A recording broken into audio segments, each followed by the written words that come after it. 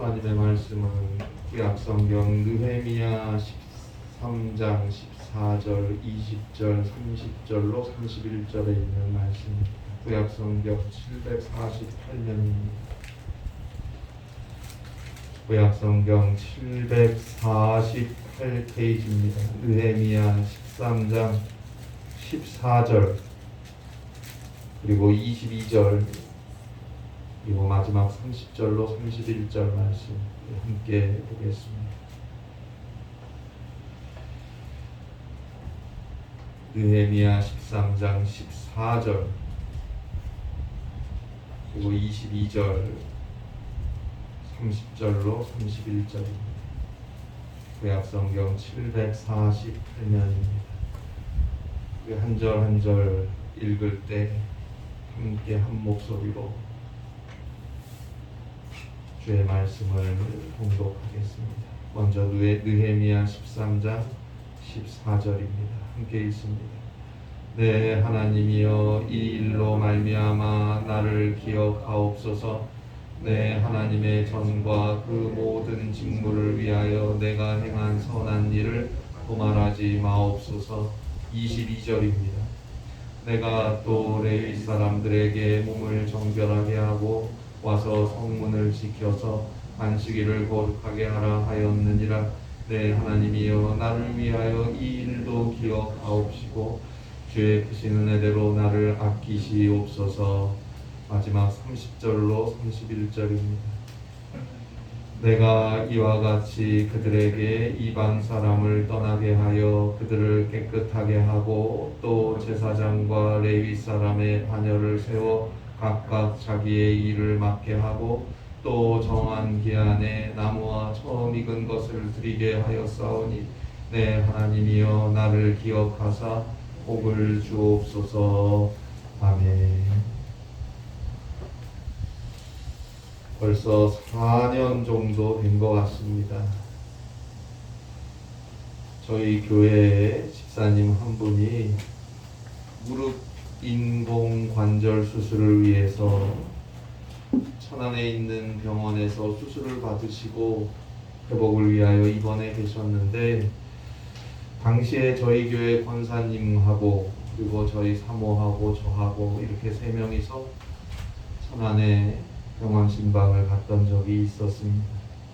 가서 제가 하나님의 말씀을 전하고 그리고 함께 손잡고 기도했습니다. 그런데 함께 신방 갔던 권사님께서 무릎 인공관절 수술을 받고 입원 중이었던 집사님에게 이런 말을 하더라고요. 집사님, 많이 아프시지? 그래도 조금만 힘내셔. 그리고 예수님을 생각해요. 예수님은 얼마나 아프셨겠어요? 십자가에 손과 발이 박힌 채, 못이 박힌 채 그 오랜 시간 매달려 계셨으니 얼마나 아프셨겠어요? 예수님이 얼마나 아프셨는지를 생각할 수 있는 기회가 되었으면 좋겠어요. 예수님 생각하면서 참고 잘 견디시고 건강하게 퇴원하시고 교회에서 뵈요. 예수님이 얼마나 아프셨는지를 생각할 수 있는 기회가 되었으면 좋겠어요. 권사님의 이 말씀이 저는 참 좋았습니다. 지금은 저희 교회에 계시지 않지만 가끔씩 권사님 생각하면 그때 그 집사님에게 했던 그 말씀이 기억이 납니다. 우리는 얼마나 예수님을 생각합니다. 히브리 3장 1절입니다. 그러므로 함께 하늘의 부르심을 받은 거룩한 형제들아, 우리가 믿는 도리에 사도이시며 대제사장이신 예수를 깊이 생각하라. 예수를 깊이 생각하라. 몸이 아파요? 그러면 예수님은 십자가에서 얼마나 아프셨을까? 삶의 무게가 나를 짓누를 때는 예수님은 그 무거운 십자가를 지고 그 언덕을 얼마나 힘들게 올라가셨을까? 누군가로부터 상처를 받았을 때는 예수님은 사랑하는 제자로부터 배신을 당하시고 그 마음이 어떠셨습니까? 생각하십니까? 생각해야 합니다. 생각한다는 것은 기억한다는 거예요. 기억하세요. 죄로 인해 죽을 수밖에 없는 우리에게 죄 용서함을 주시고 구원하시기 위해 하나님의 독생자 예수 그리스도께서 인간이 되어 이 땅에 오셨습니다. 오셔서 우리와 함께 우리를 위해 사셨고 우리의 모든 죄악을 대신 다 담당하시고 죄인의 참혹한 십자가 위에서 피를 쏟고 죽으셨어요. 그리고 죽은 자 가운데서 다시 살아나셨습니다. 그 예수님을 잊어서는 안 돼요. 그 예수 그리스도의 십자가의 구속의 은혜로 우리의 죄악은 용서함을 얻는 것이고 다시 사신 예수 그리스도의 생명으로 우리는 죽음을 지나 저 영원한 천국, 영원한 생명을 얻게 되었습니다. 잊지 마세요. 기억하세요. 깊이 깊이 생각하며 사세요. 기억하고 생각하고. 그래서 언제나 주님께 나와 기도하고 주의 말씀을 듣고 읽고 묵상하며 그 주의 사랑 안에 있는 자로서 은혜 받은 자의 삶을 믿음으로 살아가실 수 있기를 바랍니다. 그리고 하나님께 기도합니다. 하나님, 나를 기억해 주세요. 주님, 나를 기억해 주세요. 내가 주님을 생각하고 내가 주님을 기억하며 그래도 믿음으로 주님을 생각하며 기억하며 살아왔습니다. 이제 주님, 나를 기억해 주세요. 기도할 수 있는 삶이 되어야 합니다. 오늘 성경에 보면 하나님의 사람 느헤미야가 3차례에 걸쳐서 하나님께 자신을 기억해 달라고 기도하는 장면이 나옵니다. 먼저 오늘 성경 느헤미야 13장 14절입니다. 내 하나님이여, 이 일로 말미암아 나를 기억하옵소서. 내 하나님의 전과 그 모든 직무를 위하여 내가 행한 선한 일을 도말하지 마옵소서. 기원전 587년에 바벨론 느부갓네살에 의해서 유다 나라는 멸망하고 말지요. 예루살렘 성전은 무너졌습니다. 많은 백성들은 죽었고 또 민족은 나라를 잃은 채 세계를 떠도는 민족이 되었어요. 디아스포라가 되었습니다. 바벨론 포로로 많은 사람들이 잡혀가게 되었어요. 그 많은 날 그 많은 하나님의 선지자들이 회개하라 회개하고 하나님의 말씀으로 돌아와라 그래야 살리라 외치고 외쳤지만 끝내 회개하지 못했고 우상을 섬기고 물질과 세상과 자기 욕심과 자기 처지와 자기 상황을 내세우며 하나님을 떠나 살았던 이스라엘 유다 나라는 그렇게 멸망하고 말았습니다. 그러나 하나님은 여전히 이스라엘을 사랑하셨어요. 그래서 그들에게 포로 귀환이라는 소망, 예루살렘 성전 재건이라는 소망을 허락하셨습니다. 그리고 페르시아 제국, 바사 제국이 새롭게 일어나서 바벨론을 무너뜨리고 패권 국가가 되면서 그 소망의 싹은 움트기 시작합니다. 바사 제국의 고레스 왕이 칙령을 내려서 바벨론 포로로 잡혀갔던 유대 백성들이 고향 예루살렘으로 돌아오게 됩니다. 그리고 그들은 돌아와서 가장 먼저 무너진 예루살렘 성전 재건을 시작했습니다. 드디어 느헤미야 12장에 보는 대로 성벽을 수축하고 예루살렘 성전이 봉헌되었습니다. 이 얼마나 감격스럽고 놀라운 시간입니다. 민족의 이 위대한 일을 앞장서서 이루어간 사람이 바로 느헤미야예요. 느헤미야는 느헤미야 1장 11절에 보면 당시 바사 제국의 왕의 술 맡은 관원이었어요. 당시 바사 제국의 왕은 계절을 따라서 궁전으로 옮겼어요. 그래야 한 철은 바벨론에서 지냈고 또 한 철은 수산 지방에서 순회하며 거주했어요. 그런데 왕의 술 맡은 관원은 왕을 쫓아다니면서 시중을 들어야 하니까 왕다움가는 권력자였습니다. 왕과 가장 친밀한 자였으니까. 자, 느헤미야는 비록 당시 패권 국가였던 바사 제국에서 막강한 권세를 가진 자가 되었지만 그는 유대 사람이었어요. 자기 민족 한 번도 잊어본 적이 없어요. 이미 100년 전에 바사 제국의 고레스에 의해 많은 유다 사람들이 예루살렘으로 포로에서 자유해서 돌아갔는데, 그래서 예루살렘 성전 재건을 시작했는데 아직도 무너졌던 예루살렘 성전이 재건되지 못했어요. 재건되기는커녕 에스라 4장 23절에 보는 대로 사마리아인들에 의해서 또다시 무너졌어요. 예루살렘에서 온 형제들로부터 이 소식을 접한 느헤미야는 하나님께 간절히 기도합니다. 그리고 왕 앞에 나가서 왕의 제가를 받습니다.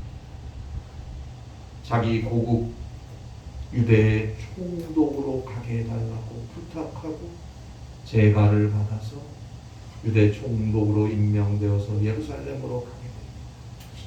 그리고 그때부터 예루살렘 성전 재건에 앞장서게 됩니다. 결국 느헤미야가 간 뒤 12년 후에 하나님께 회개하고 기도하고 힘쓰고 애쓰고 헌신하고 모든 백성들이 합심하여 느헤미야 12장에 보는 대로 성벽을 재건하여 성전을 봉헌하게 되었어요. 자, 하나님이 주신 소망이 이루어지는 순간 같습니다. 이스라엘 백성들이 포로에서 자유해서 고국으로 돌아와서 성전 봉헌까지 하나님이 주신 비전이 그 긴 세월 동안 진행되고 이제 드디어 완성되는 것 같은데, 그게 아니에요. 얼마 못 가서 느헤미야 12장에서 봉헌된 성전인데 느헤미야 13장에서 새롭게 봉헌된 하나님의 성전은 타락하고 맙니다. 느헤미야가 이제 예루살렘을 떠나서 당시 바벨론에 있었던 바사제국 왕 아닥사스다 왕 곁으로 갔을 때 예루살렘은 타락했던 것입니다. 느헤미야가 다시 예루살렘으로 돌아와 보니 예루살렘은 아주 심각한 죄 중에 빠져 있었던 거예요. 그 옛날 타락하고 하나님을 멀리하고 회개의 복음을 듣지 않았던 유다 나라 예루살렘은 무너지고 말았어요. 그리고 바벨론 포로로 잡혀갔는데 70년 만에 포로 귀환을 했고, 그로부터 100년이 넘는 시간이 지나서 무너졌던 예루살렘 성벽이 재건되고 봉헌되었는데 또다시 예루살렘은 타락하고 있었던 거예요.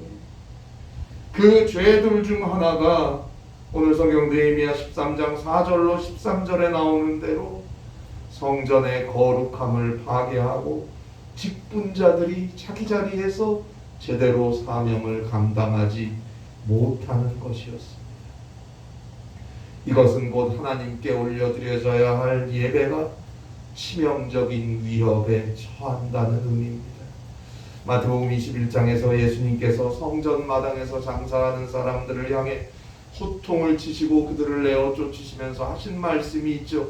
마태복음 21장 13절입니다. 내 집은 기도하는 집이라 일컬음을 받으리라 하였거늘 너희는 강도의 소굴을 만드는도다.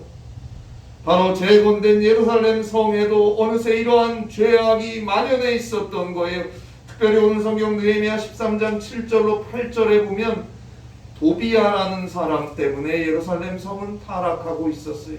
그런데 이 도비야라는 사람은 느헤미야 4장, 느헤미야 6장에 보는 대로 성전 재건을 방해하고 이스라엘의 하나됨을 회방했던 사람이었어요. 이스라엘에게는 적이었어요.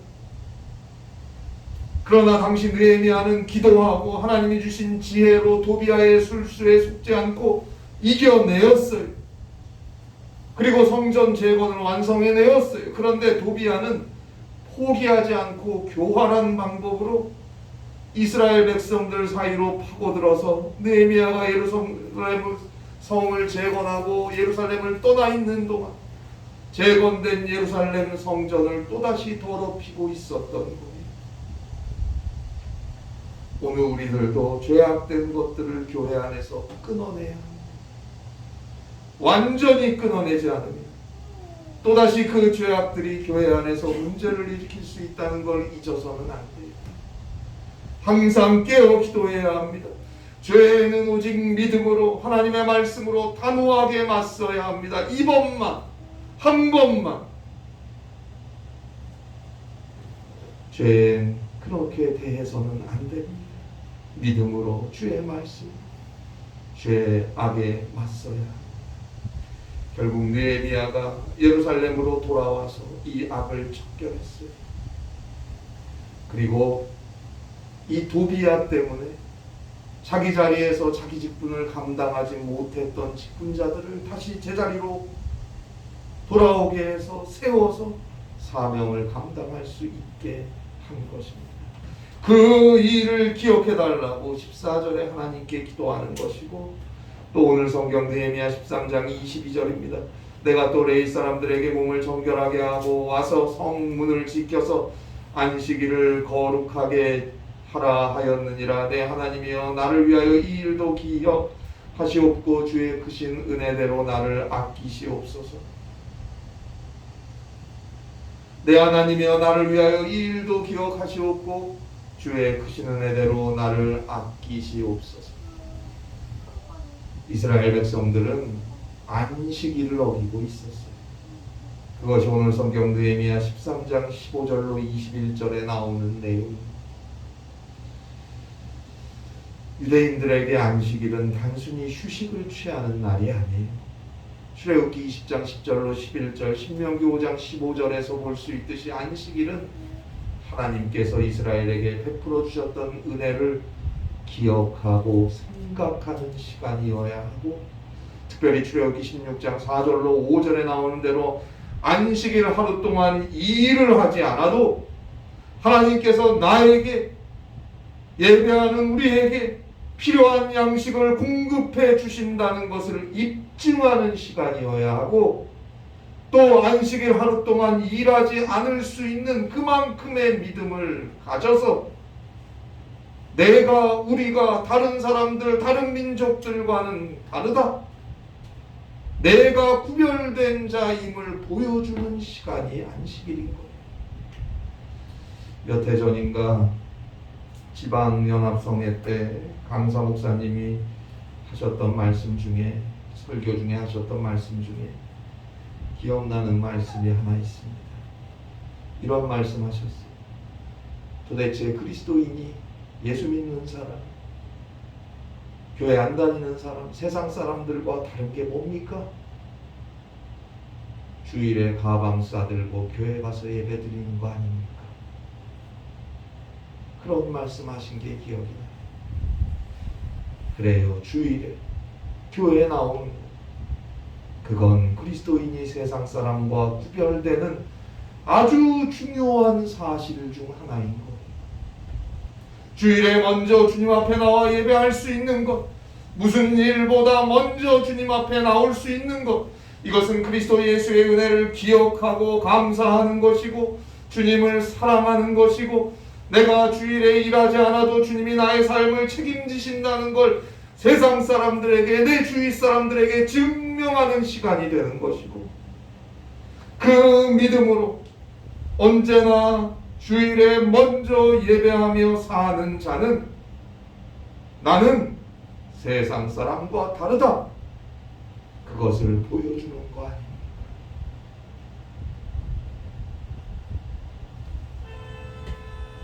그런데 그 옛날 무너진 예루살렘 성벽을 재건하고 성전을 봉헌했어요.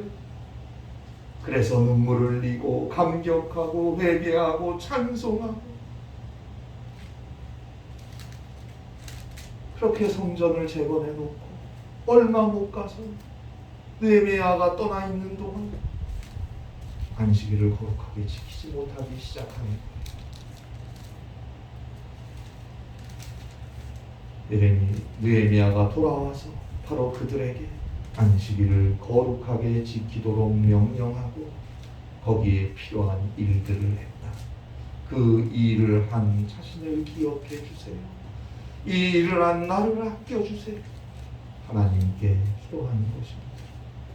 그리고 오늘 성경 느헤미야 13장 30절로 31절입니다.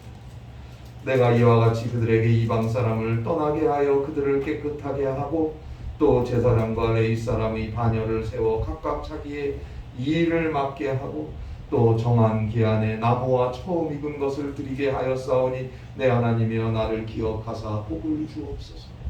내 하나님이여 나를 기억하사 복을 주옵소서.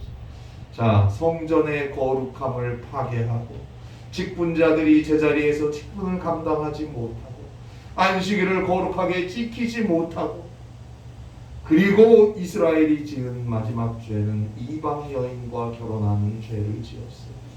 그것이 오늘 성경 느헤미야 13장 23절로 29절에 나옵니다. 이방 여인과 결혼하는 죄는 어찌 보면 성전의 거룩함을 파괴하고 직분을 제자리에서 감당하지 못하고 안식일을 거룩하게 지키지 않는 자가 자연스럽게 지는 죄가 아닐까요? 이방 여인과 결혼한다는 건 그때 당시 이스라엘의 순결이 깨진다는 의미예요. 오늘날도 주의 교회가 세속화되고 세상 문화에 침식당하고 주일 예배도 거룩하게 지키지 않고 그저 편한 대로 형편 따라 예배 드렸다가 말았다가 하면 그리고 자기의 직분도 제자리에서 제대로 감당하지 못하면 과연 그가 세상에 나가 살면서 얼마나 순결한 그리스도인으로 살 수 있을 것 같습니까? 당연히 세상과 버타고 처지에 끌려다니고 죄와 타락에 물들지 않을까요? 그리스도인으로서의 정체성이 모호해지는 거예요. 사는 모습을 보면 도대체 그리스도인인지 아닌지 예수를 믿는 사람인지 아닌지 알 수가 없어요. 오히려 나 예수 믿어 그러면 주위에서 깜짝 놀라요. 예수 믿어? 예수 믿는다고? 그런데 그런단 말이에요. 결국 신앙과 삶이 따로따로가 되는 거예요. 그리스도인의 정체성이 깨진 채 사는 거예요. 그 옛날 느헤미야는 이러한 잘못을 바로잡기 위해 노력했어요. 그래서 결혼했던 이방 사람들을 떠나가게 했다. 그리고 하나님께 처음 익은 열매 가장 소중하고 좋은 것을 먼저 하나님께 드리는 거룩한 신앙의 생활을 회복하게 했다. 30절로 31절에서 말하면서 하나님께서 이런 날을 기억하사 복을 주옵소서 기도하고 있습니다. 오늘 우리는 얼마나 진실하게 주님의 교회에 나와서 주의 날 주님 앞에 예배하며 살고 있습니다. 오 주여 나의 예배를 기억해 주세요. 하나님께 기도하실 수 있습니까? 나의 예배를 기억해 주세요. 하나님께 기도할 수 있습니까? 오 주여 나는 그리스도인으로 살고 있습니다. 나의 생활 나의 삶을 기억해 주시고 나를 아껴 주시고 나를 복 주시옵소서. 하나님께 기도할 수 있습니까?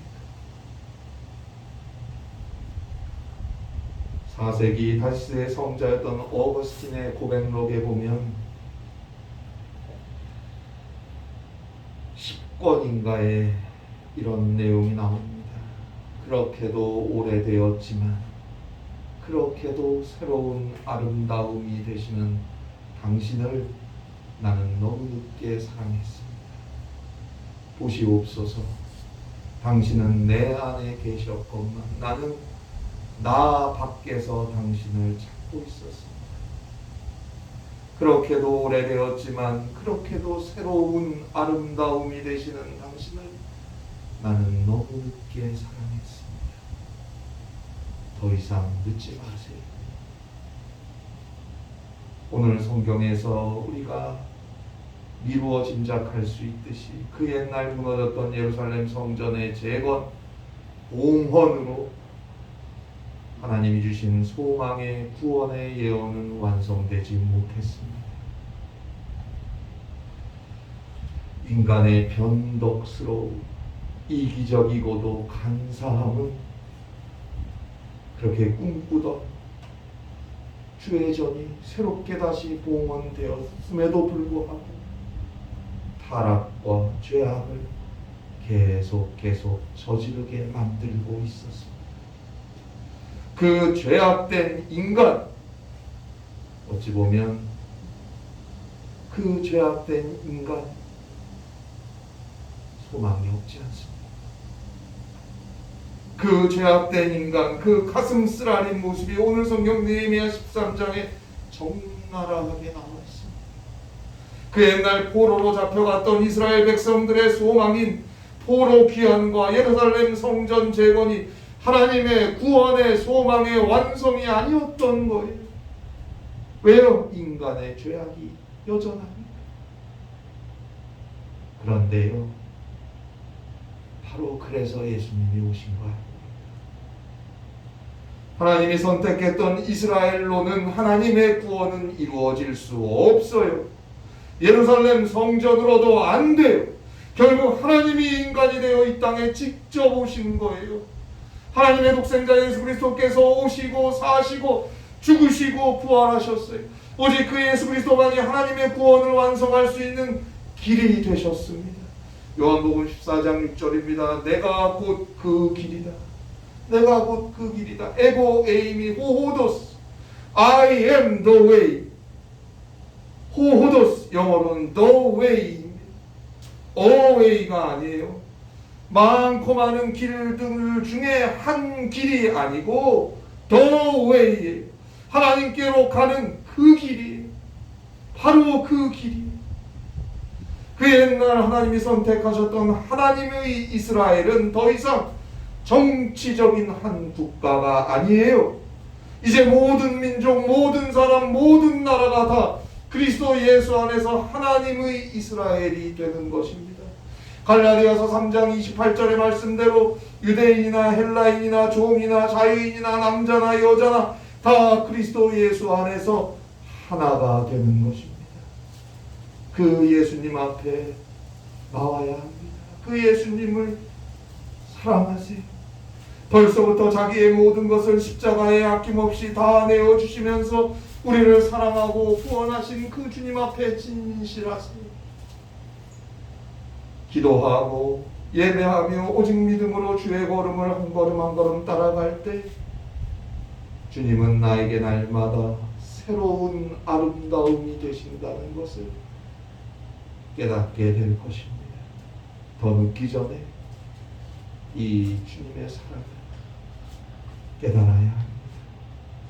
그리고 그 주님이 요한계시록 3장 20절 말씀대로 어느새 내 안에서 나와 함께 하심을 알게 될 것입니다.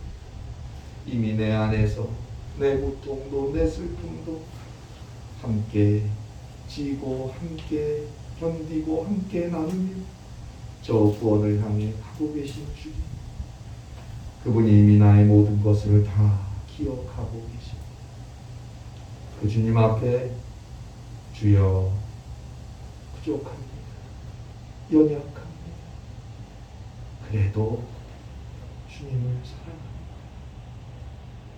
부족하고 연약하고 내놓을 거 없지만 부끄럽기 그지없지만 그래도 제가 주님을 기억하고 주님을 생각하고 주님을 사랑하며 살았습니다. 그런 저를 기억해 주시옵소서. 그런 저를 기억해 주시옵소서. 기도하며 살아가실 수 있기를 바랍니다. 그 기도 위에, 그 삶 위에 그리스도의 은혜와 사랑이 넘치는 것입니다. 기도하시겠습니다. 하나님 아버지, 부족하고 연약합니다. 그래도 주님을 사랑합니다. 주님이 주신 삶을 믿음으로 살려고 노력했습니다. 이런 저희들을 기억하여 주시고 아껴주시고 존귀하게 하여 주시옵소서. 사랑하는 우리 성도님들, 사랑하는 우리 교회님, 주의 은혜와 사랑 늘 함께하여 주시옵소서. 주님께 기억해달라고 부족하지만 기도할 수 있는 진심 어린 신앙과 믿음이 우리 모두에게 있게 하여 주셔서 주와 함께 승리의 길을 가게 하여 주시옵소서. 예수님의 이름으로 기도하옵나이다. 아멘.